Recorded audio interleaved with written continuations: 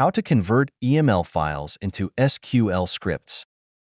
In this tutorial, we will show you step-by-step process to convert EML files into SQL scripts using Forensics Email to SQL Converter software.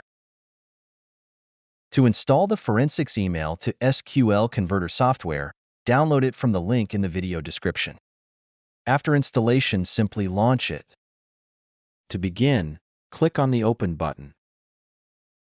This tool enables the user to choose EML or MSG files and convert them into SQL scripts.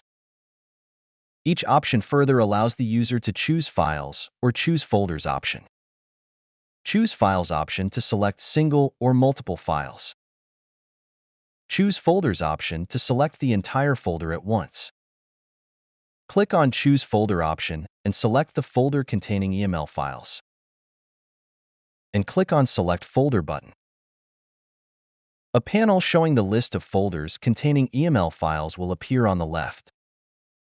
Click on any folder to view its contents.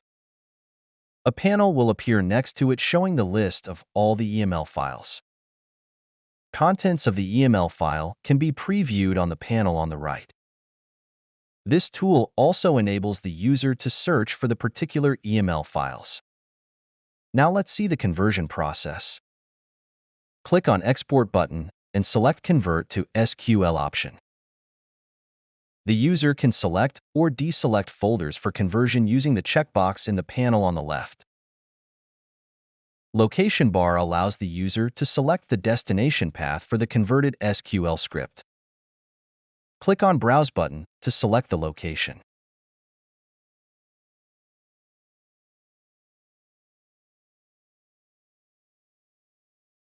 Delete Old Folders option removes all the old folders on the destination path. Enable or disable it using the button. Open Folder after export is done option will open the merged folder location after completion. Enable or disable it using the button. Server option allows the user to choose the SQL server for which conversion needs to be done. Table name will define the name of the table in the converted SQL script. This panel displays a list of tables of contents that will be included in the converted SQL script. Enable or disable it using the button. To start the conversion process, click Save button and conversion process will start. Shortly, a pop-up will appear on screen indicating that trial version will only process 10 files, and to remove the conversion limit, user will have to purchase license to the software. Click on OK. Click on Open Folder button to open the destination folder. Click Open any file to view the output.